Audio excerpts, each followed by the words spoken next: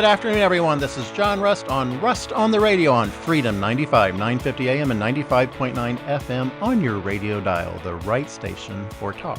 So, folks, today we're starting out with some very sad news. Dateline, Mooresville, Indiana. An Indiana man was among those killed in a military plane crash in Iraq. This is from Fox 59 News. The United States Department of War identified all 6 individuals who were killed in the crash. One of those was a Hoosier. Captain Seth R. Koval, a 38-year-old from Mooresville, was one of the service members the Department of War identified. This was in support of the Iranian war. Captain Koval's work supported operations Enduring Freedom, Spartan Shield, and Epic Fury. Over his 19-year military career, Koval flew 443 combat hours, totaling over 2,000 total hours. Koval received the following awards and honors during his career: the Meritorious Service Medal, the Air Medal, the Air and Space Commendation Medal with Oak Leaf Cluster, the Air and Space Achievement Medal.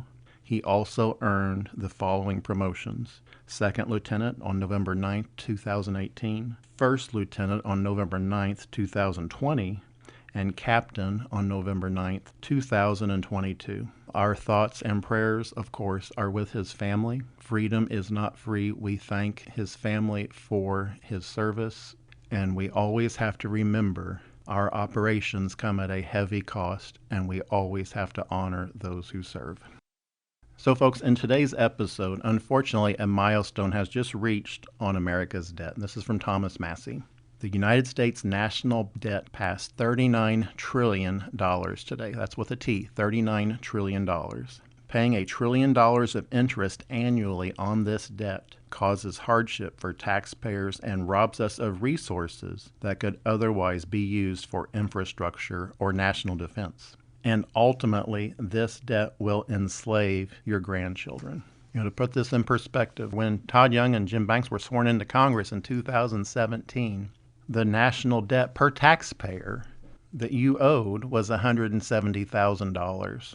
In less than 10 years now of Jim Banks and Todd Young both repeatedly voting for trillions and trillions of dollars of debt, your share of the national debt is now $357,000. It is almost doubled. Just in the last year, it increased over $30,000 per taxpayer. That's something our kids' kids are going to have to pay off someday. There's no such thing as a free lunch. That's why we have the massive inflation we have today. That's why when you go to the grocery store, you see Pepsi and Coke now going to 8-packs rather than 12-packs to try to get the price down to a price we can afford. It's not their fault. It's the fault of government printing more and more money, making our money worthless. I want to put this in perspective. Just last year, the United States government quit making pennies because they cost too much to produce. When I was a kid, if you saw a penny on the street, you absolutely picked it up and you could still spend it. I remember putting a penny in a gumball machine and being able to get a piece of gum for a penny. Not anymore. Now it takes a quarter. Did you know, folks, what's next, what will be on the chopping block next is the nickel. A United States 5-cent piece, a nickel, costs 13 cents to produce each. So our government is losing money, making money. That's government in a nutshell for you. And folks, what really makes me sick on this national debt is how these Republicans in Congress are thumping their chests on it, on how bad it is, after they expressly and explicitly voted for it. This is from Senator Rick Scott. I posted this yesterday. Now it happened. America is $39 trillion in debt. Well, guess what? Because of him, he voted for it. He says, when you promise limited government and then get elected and spend like drunks, well, he's only referring to himself. That's like an alcoholic lining up a bunch of beer cans that they drank themselves and saying how bad alcohol is. It's crazy. Jim Banks, Todd Young, and Rick Scott voted for trillions and trillions and trillions of dollars of new debt. They did this. And then they're sitting there pointing the finger and saying how bad it is. So I was talking about, when you used to find a penny, you'd absolutely pick it up. This just happened last week. I was at the Walmart in Seymour. There happened to be a quarter in the parking lot. I picked it up, and that quarter was so beat up you could tell it had been driven over thousands of times in the parking lot. It was all so rough on the edges and just completely very banged up. What does that quarter buy today? Well, like I said, in a gumball machine, it might buy you a piece of gum. You know, when I was younger, 25 cents absolutely bought you a can of soda. Not anymore. And that's because of inflation. It's because of this national debt. And it's not evil corporations. Pepsi's not being evil by trying to produce a pack that is more economical for people to buy. They're just trying to make it realistic so that you can afford to at least have some Pepsi. That's not being evil on their part. They have to pay their taxes. They have to pay their employees. You know, I know people that work at Pepsi. They make a very good living, and they should earn a good living. They're helping feed the world. You know, those folks, you know, they're helping stock our supermarket shelves with the products we want and need to feed our families. So when these career politicians start saying, well, Pepsi or Coke is evil because they're charging so much, no. When you point your finger at someone, 3 fingers of your own hand are pointed right back at yourself, and that's what's happening. You know, you hear all these career politicians say, well, we need a congressional study on why prices are going up. No, you don't. You need to have a Congress that respects the dollar and respects taxpayers by actually passing a balanced budget. You know, right now it's the uniparty.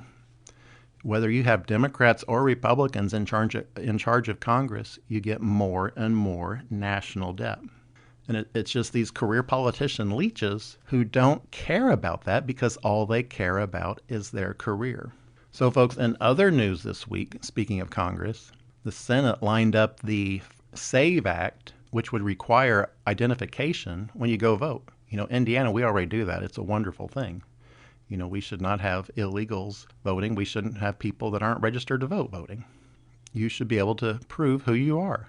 Well, some Democrats and the Republicans who are hiding behind the Democrats say, well, no, you can't do that. That's not fair. Well, what about, you know, medicine? What about cold medicine? If you go into the supermarket, you have to show ID to be able to buy cough medicine. You have to show ID to be able to fly on an airplane. You have to show ID to be able to buy liquor if you're of age. Why can't you show that to vote? It's very simple. Over 81% of all Americans support that, but the U.S. Senate refuses to pass it. And so this week they had a quote-unquote show vote where it had majority support, but that didn't pass because these senators like Banks and Young hide behind the filibuster to say, well, we didn't have 60 votes. We didn't have 60%. We didn't have this high threshold. Well, that's hogwash. A majority of the Senate at any given time can do away with the filibuster, and they absolutely should. The filibuster just serves to protect people like Senator Tom Tillis, who Jim Banks campaigned for. Listen to this. Senator Tom Tillis, who found time to host a dog parade for members of Congress, failed to show up for even that procedural vote on the SAVE Act this week. I'm going to say that again. This Senator, Tom Tillis, he hosted a dog show in the Hart Office building next to the United States Capitol. Our U.S. Senate, folks, has time for dog shows, but they don't have time to pass meaningful conservative legislation for Americans.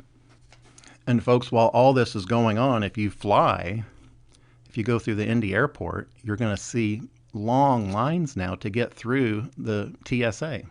The Transportation Security Administration right now is not being funded. Those poor folks are having to work without a paycheck. Guess what? Your U.S. senators are being paid, even though there's a partial government shutdown right now. But the folks working to actually have to screen passengers, they're not getting paid. But a little side note on this, and I didn't know this just came to light. I had no idea.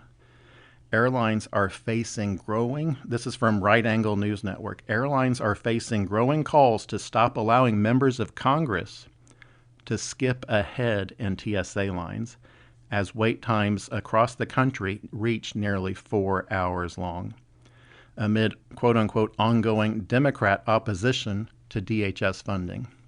Once again, folks, number one, the Republican Senate could do away with the filibuster at any point in time and pass a simple majority funding measure for the TSA. They refuse to.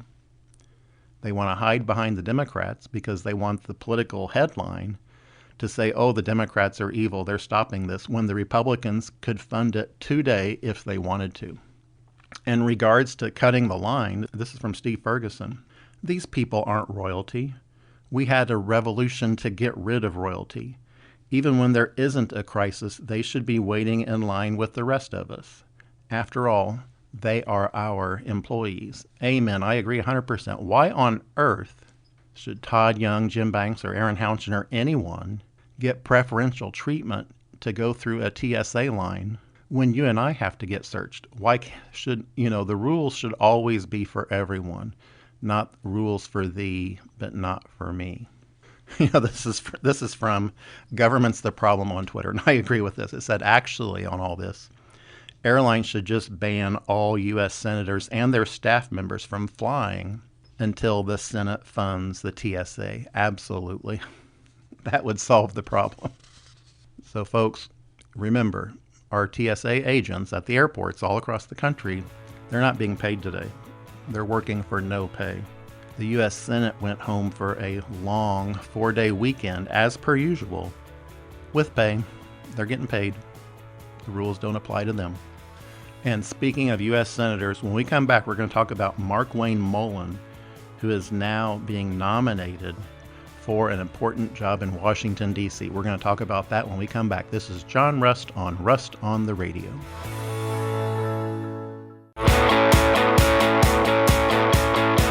Welcome back, folks. This is John Rust on the Radio on Freedom 95, 950 AM and 95.9 FM on your radio dial, the right station for talk all across our beautiful fruited plain of Indiana. So, folks, before the break, we're talking about a particular U.S. senator. His name's Markwayne Mullin, and this is what Bob Good has to say about what's going on Markwayne Mullin and what's happening in Washington in consideration of all of these, what I call con ink senators, all these pretend conservatives who talk how conservative they are, but when push comes to shove, they're actually quite liberal. Listen to this. This is from Bob Good. Markwayne Mullin is a quote-unquote TV conservative. In reality, the classic rhino votes for all the bad spending, supports earmarks, opposes FISA reform, and scores about 70 on the scorecards. And what he's talking about there is Freedom Index, for instance, and these conservative indexes that consistently show senators like Todd Young and Jim Banks getting a C or even F at times on how unconservative they are. They're conservatives in name only. But they love using the word rhinos to describe their opposition, even though they themselves are the ones voting for liberal policies. Once again, remember, both Jim Banks and Todd Young voted for the First Step Act, which released criminals from prison early.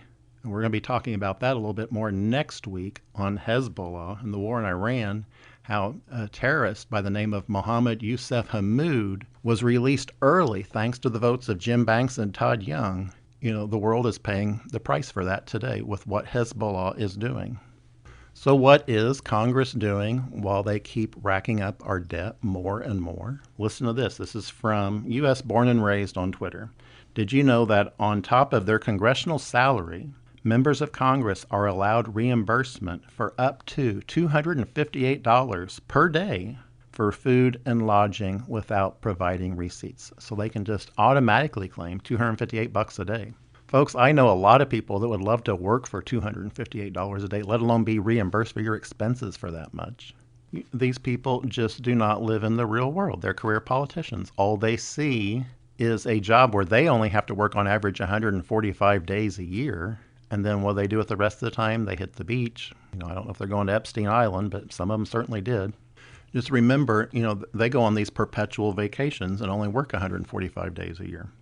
This is from Publius on Twitter. It says, Thune's sabotage. And remember, John Thune's PAC wrote a check to $300,000 to Jim Banks. Jim Banks is obviously bought and paid for. Listen to this. Thune's sabotage. The Senate is only working 4 days a week in March, then vanishing for a 17-day break starting March 28th. They won't be back in D.C. until April the 13th, 16 full days out. During this long break, Trader Thune plans to use pro forma sessions, those fake 2-minute meetings, to block President Trump from making recess appointments. Dozens of critical appointees and judges are rotting in limbo after more than a year of President Trump being in office. The Senate hasn't confirmed a single Trump nominee since August of 2025. And folks, what he's talking about is how the Senate's just delaying doing anything. They're delaying confirming President Trump's nominees for very important court and administrative positions. You know, President Trump has been in office for more than a year, and no matter what you think of his politics, I think any president is at least entitled to have up or down votes on their nominees, and they're not even bringing them to the Senate floor. And to stop President Trump from being able to make these nominations, they go in these pro forma sessions, so the U.S. Senate is technically not in recess, even though they really are. They're not in town. You know, they're on the beach somewhere. The other thing Todd Young and Jim Banks are hiding behind is the filibuster. This is from Matt Walsh, and this is a key point. If you're willing to accept the filibuster excuse for Republicans not passing the SAVE Act or any other significant piece of actual conservative legislation, then what you're saying is you're okay with Republicans in Congress never passing any conservative legislation ever again. Republicans aren't getting a filibuster-proof majority. And what he's talking about, folks, is this fake 60-vote threshold to pass legislation again. Constitutionally, it is only required to pass by majority, by 51 votes. Instead, they're saying it's 60. That's a made-up rule. It's not in the Constitution. And this, again, from Matt Walsh. There is no conceivable scenario where that is ever going to happen. And that's where Matt Walsh is talking about a filibuster-proof majority. That's never going to happen. He says it's a laughable idea, frankly. So either we barrel through and advance our agenda by force, by majority vote, and that's not by force, folks. That's just by majority vote. Screw the filibuster, or it will never happen. Those are your choices. If you're listening to this and you're thinking, well, what has the U.S. Senate done for me? What has the U.S. Congress done for me? All they have done is pass trillions and trillions of dollars in new debt. The conservative ideal has been totally trashed by the Republican Party in D.C. There is not one planet on the galaxy where you can call yourself an economic conservative and spend so recklessly. Again, Jim Banks, Todd Young, Aaron Houchin, Jefferson Shreve, they all voted for Joe Biden levels of government spending. They all voted for trillions and trillions and trillions of dollars of new debt. And folks, we're supposed to be a red state, and I'm starting to wonder whether I could even call Indiana a red state anymore with what's happening. You know, my gosh, why on earth is Indiana a quote-unquote red state getting ready to implement tolls that will cost you, 12 or 14 bucks to drive from Muncie to Terre Haute each way, or a semi, 90 bucks. On the toll roads, when you start tolling semis at that level, all they're going to do is switch to the 2-lane highways to avoid the tolls, or go down to 64 if they're coming from St. Louis to go to Cincinnati, because they're all saying, well, the truckers aren't paying their fair share by going across our roads. So if we toll I-70, that means they're just going to go on 64 to Cincinnati. Trust me, I know this. I know a lot of truck drivers, and what they're going to say is, well, I'll just take 64 from near St. Louis through Louisville to Cincinnati, and then take 71 north up to Cincinnati and completely avoid the tolls. Then, folks, the Indiana Republican establishment will say, ha-ha, they're not paying their fair toll on I-70, so we're going to toll 64. Then they'll say, well, we got to do 69, then 65. They're going to toll every mile of Indiana interstates if they can, but we have to stop them on that, and I'm working to stop that. But back to these trillions and trillions of dollars of debt that our Indiana Republican delegation voted for. Listen to this. The Fed printed $9 trillion in digital money, then gave it to Wall Street and the U.S. government. This is from Wall Street Mav. Home prices are up 2 times, rents up 3 times, groceries are up 50%. And now they want a study on why young people can't afford a home and are delaying having children. You can't vote for trillions and trillions and trillions of dollars of new debt and not devalue the dollar, the dollars that young folks are working for today. They have to pay for their groceries and the dollars they earn. Unfortunately, the dollars they earn are fast becoming monopoly money, thanks to Jim Banks and Todd Young. And so while the dollars you earn are worth less and less, your bills go higher and higher. Listen to this. This is from Cliff M on Twitter. And it's talking about AES, our utility for the greater Indianapolis area. Listen to this. BlackRock is trying to buy it. AES just canceled a meeting to avoid answering for the BlackRock buyout. They're claiming security threats. It's a lie to avoid the public. This is from Cliff again. I've been warning you about the AES BlackRock data center connection for a year. The deal is a 50% rate hike, plain and simple. The GOP waited for the session to end to endorse this, and the corporate Democrats rolled over. Folks, it's all the uniparty. They can cancel a meeting, but they can't cancel an election. Vote for someone who actually shows up. And what I think he means by that is vote against the incumbent, because our incumbents, no matter what party in Indiana, are working together as the uniparty to screw over the Hoosier taxpayer. And as evidenced by that, look at Indiana having the second highest sales tax in the country. I mean, my Lord, we're not California, but we are right behind California in sales tax. You know, Indiana's supposed to be a red state, and I hate saying that anymore because our entire Indiana GOP establishment is just working on the Californiaization of our beloved Hoosier state. You know, this is from Angela Moore. Indiana is a strong conservative Republican state. However, the majority in our state government are not.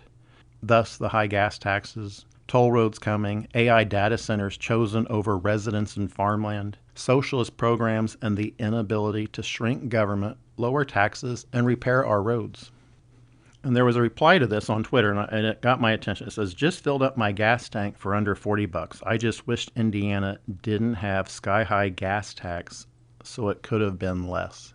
Well, unfortunately, this was tweeted out before the Iranian war, and we're going to be talking about that soon. But our gas tax is causing our fuel prices in Indiana to skyrocket.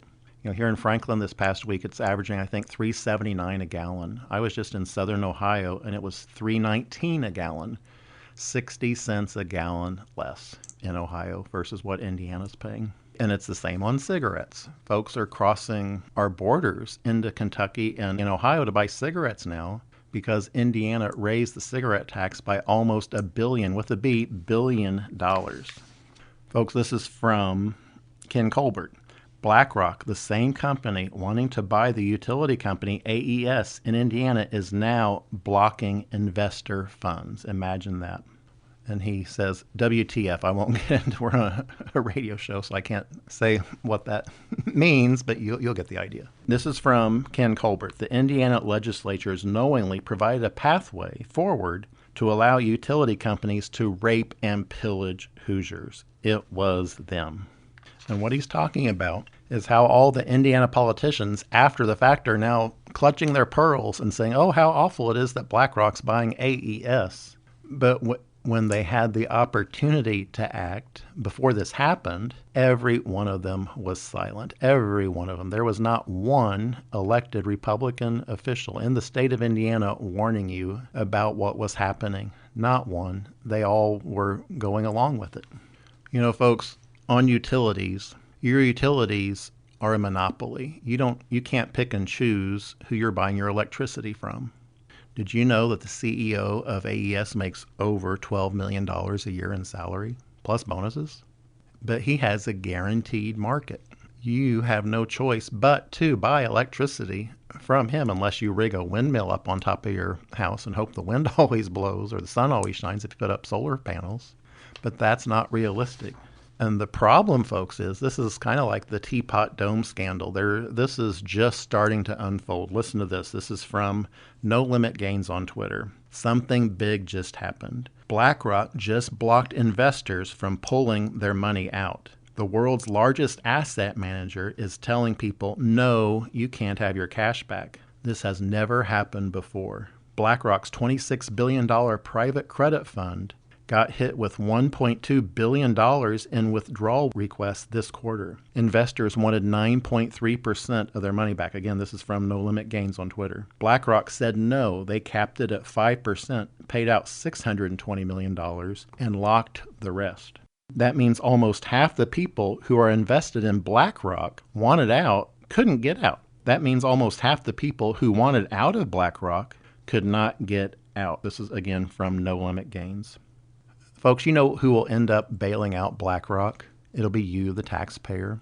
So you will not only have to pay higher utility rates here in Indiana once they formally complete their purchase of AES, that's all but guaranteed. When BlackRock goes belly up because they can't even afford to pay their investors off, you know who will vote to fund them because they're too big to fail? Just look at Jim Banks and Todd Young. Just let's wait and see what happens on that. Because remember, folks, guess who funds Jim Banks and Todd Young?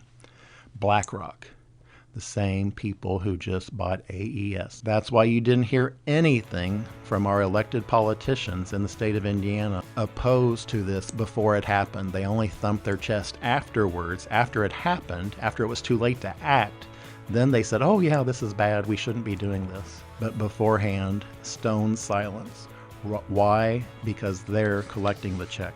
Folks, we're running out of time on this segment, but I want to keep getting into this more on BlackRock and how the state could have avoided this. This is John Rust on the Radio.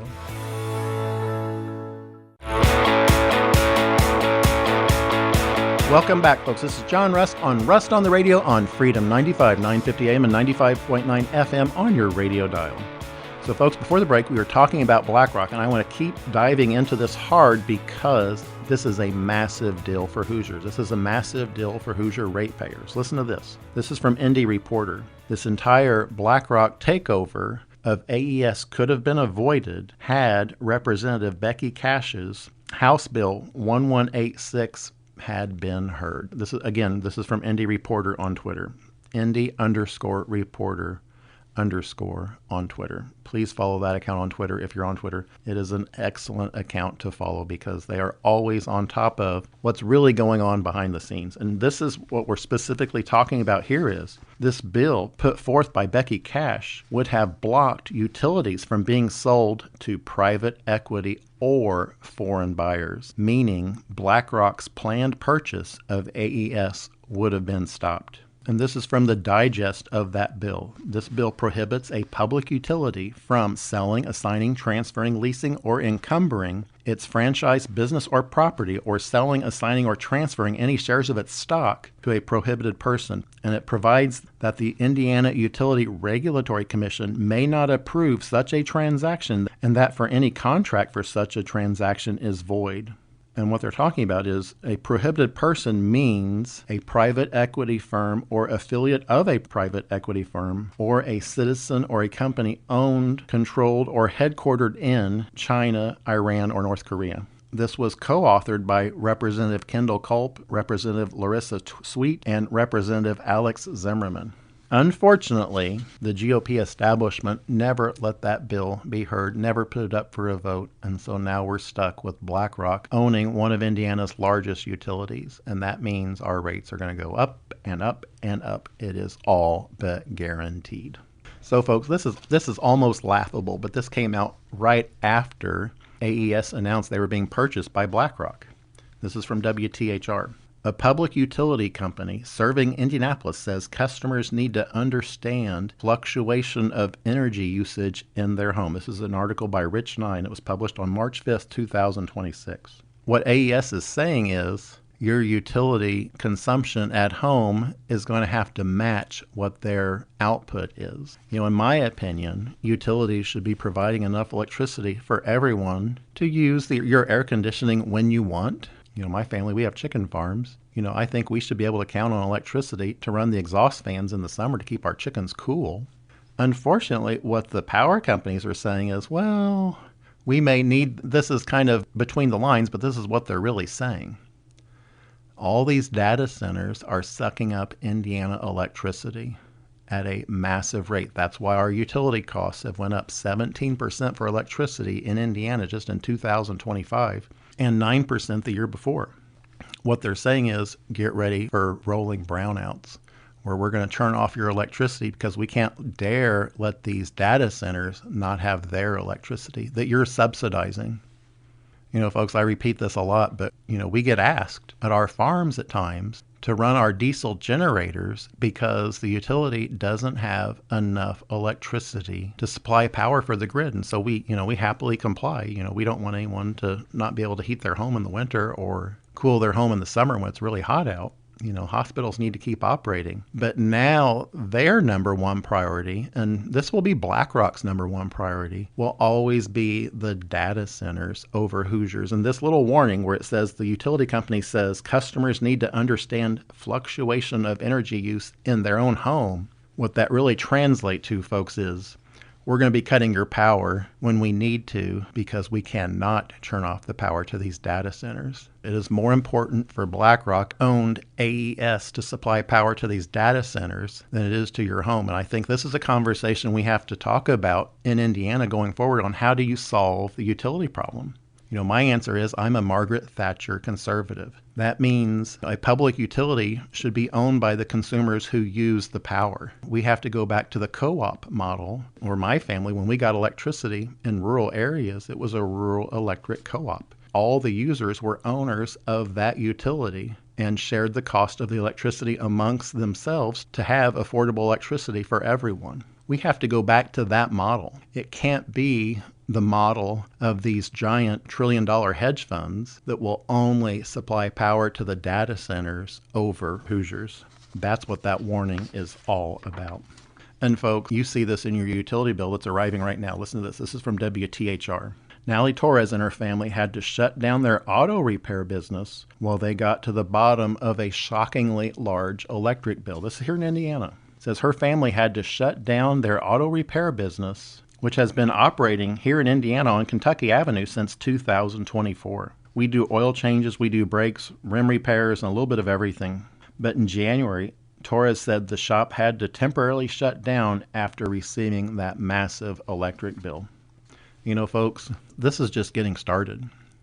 These data centers are just now ramping up. Indiana is unfortunately one of the leading states in the country now for data centers. And we're going to do another deep dive into data centers in a future show. But the amount of electricity used by some of these data centers, just one data center can use more electricity than over 1 million homes. And folks, it's not just electricity. This is from the Indiana Capitol Chronicle, an article by Ashley Murray published on March 17th, 2026. It says, pain of soaring gas prices compounded by electricity rate increases across the states. And it's Dateline Washington. Electricity rates increased significantly, with a dozen states seeing at least a 10% increase, according to a congressional report. States that saw the highest spikes included New Jersey at 16.9%, Indiana at 16.3%, and Illinois at 15.9%. Folks, why on earth is Indiana, again a supposed red state, buried right there with New Jersey and Illinois, both deep blue states, in terms of our electricity prices reaching crisis levels? Why are we at the top? That's not something to be proud of. And it is harming our fellow Hoosiers. Listen to this. This is again from WTHR. A database that evaluates property data sets across the country found one foreclosure for every 1,579 housing units in the state. And what's talking about, guess what, folks? Not only do we have the second highest sales tax in the country, the fourth highest gasoline tax in the country, wheel taxes, now tolls coming to every mile of Indiana interstates. That's a conclusion that will soon be reached, unfortunately.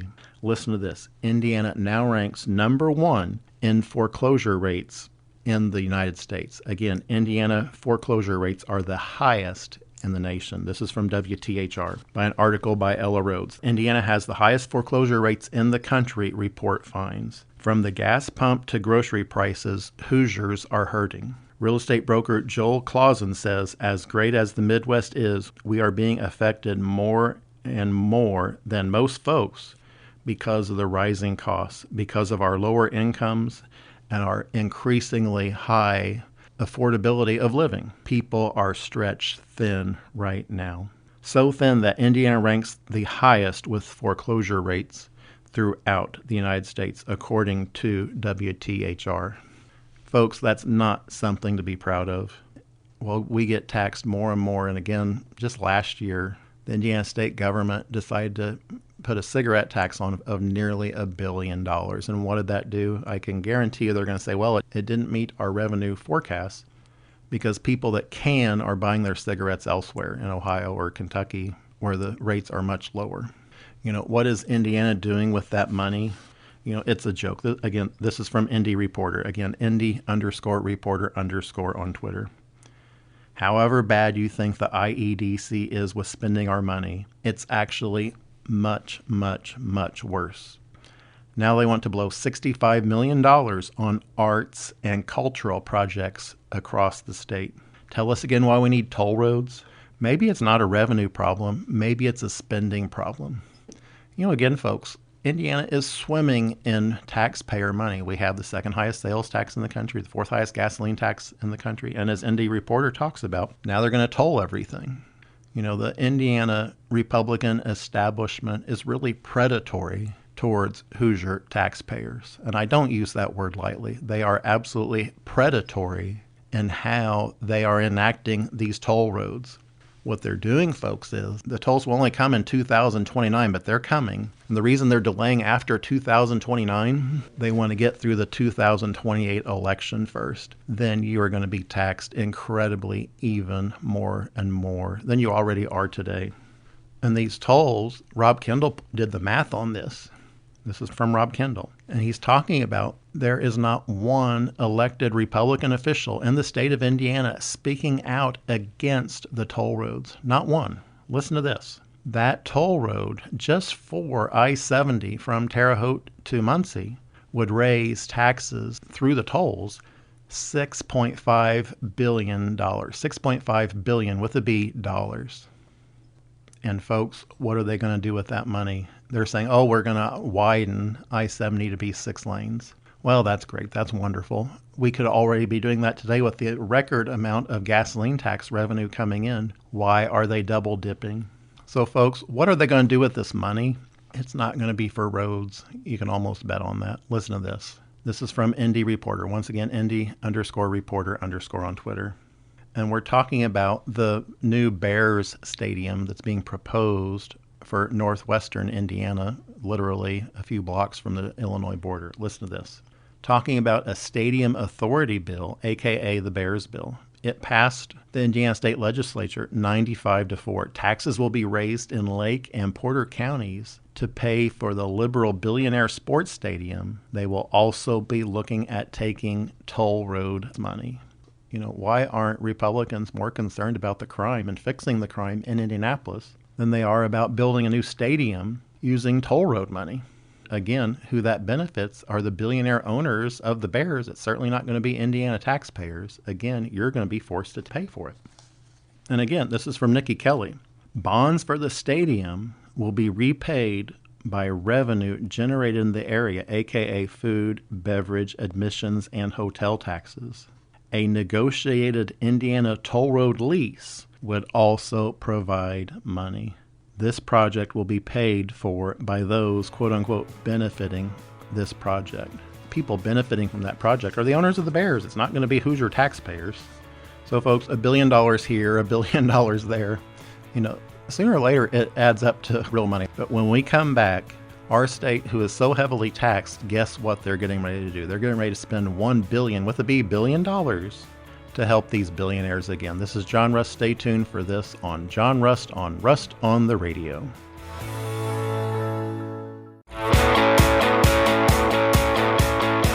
Welcome back, folks. This is John Rust on the Radio on Freedom 95, 950 AM and 95.9 FM on your radio dial. So, folks, before the break, we're talking about how our Indiana state government keeps raising taxes by billions of dollars every year, literally, that you and I have to pay for through the second highest sales tax in the country, the fourth highest gasoline tax in the country, soon tolls for every mile of Indiana interstates. But guess what? To our Indiana government, money just grows on trees, apparently. Listen to this. This is from Hannah Adamson on Twitter. Governor Braun has announced the state will invest $1 billion to grow 100,000 jobs in human health, animal health, agriculture, research, and advanced manufacturing. Folks, this is all through the IEDC, and this is just another way of pushing $1 billion to these tech billionaires. You know who will get these jobs? And they're talking about these jobs that will be well over $100,000 a year.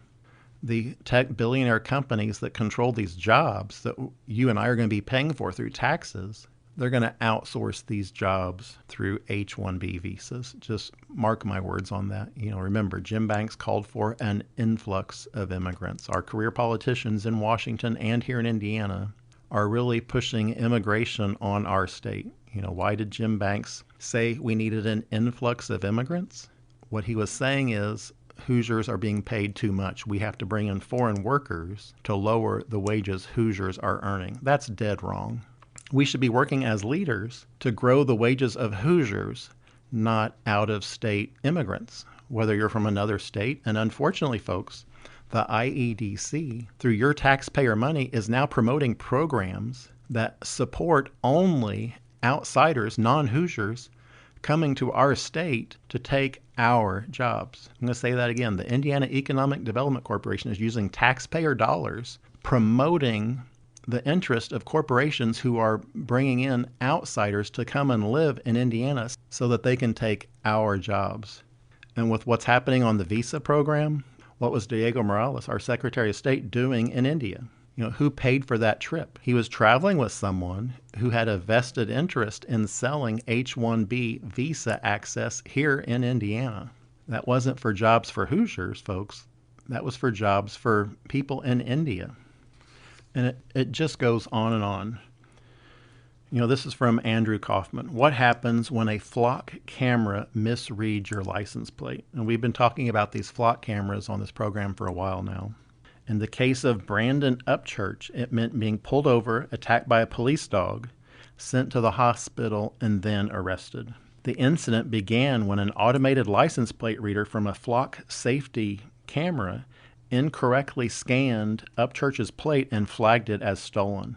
That alert was sent to a police officer who treated the hit as a confirmation that the vehicle was involved in a crime. Upchurch was pulled over and confronted as if he were driving a stolen car. What followed escalated quickly, ending with a police dog being deployed and Upchurch being hospitalized before ultimately being taken into custody. All of this because a flock camera read the license plate incorrectly. This is the result of automated surveillance systems which have flaws. And so, folks, when you see all these data centers and these flock cameras, they're being used to control you. And so this is, again, from Adam Kaufman on Twitter. Stay vigilant. Find out if your area uses flock cameras and try to get them removed. Absolutely. Unfortunately, the reality is they could be used against you even though you are a law-abiding citizen.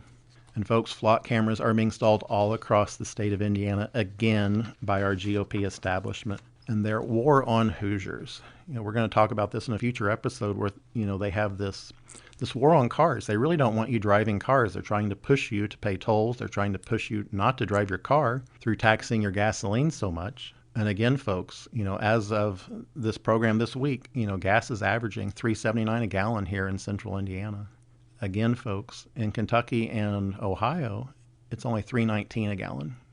We pay much, much, much more in terms of gasoline than our neighbors do because we are taxed so highly for gasoline in our state of Indiana. So folks, when you look at all this, you have to look at accountability to our politicians. And our primaries are coming up May 5th. I would urge you to vote against all incumbents, all of them.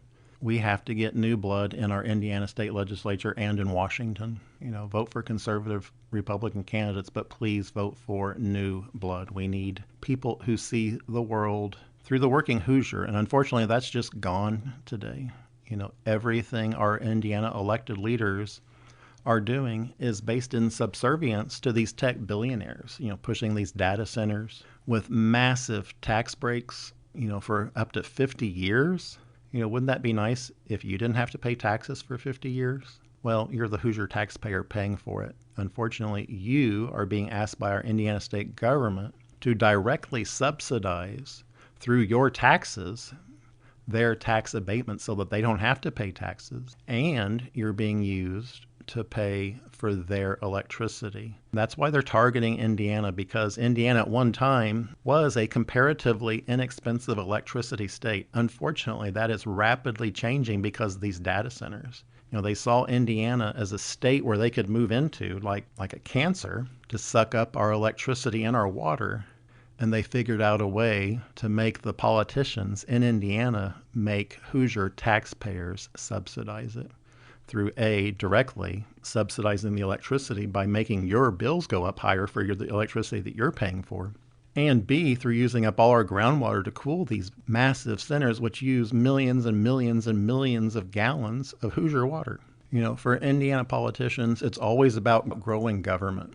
And one of the ways they're pushing these data centers is by they're actually rolling back the tax abatement so that 1% of the tax actually goes to local county officials, which sounds great in theory, but what they're really doing is then pushing your local government to get used to spending more and more of your tax dollars. It's about accountability. This is from Wall Street Apes. Michigan taxpayers have been paying $200 million a year in taxes for ghost employees. You cut 2,000 jobs in state government and you didn't lay off one worker. That's 2,000 ghost employees. That was almost $200 million for ghost employees in the state of Michigan. They guess that there was at least 3,000 more, and we're finding more every day.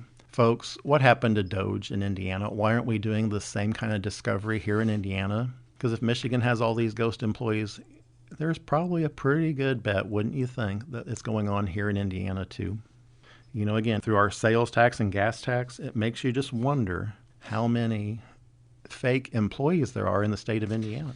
And so people say, well, we want more government. No, we don't. This is from a study by Ball State University talking about taxes and government services in Indiana.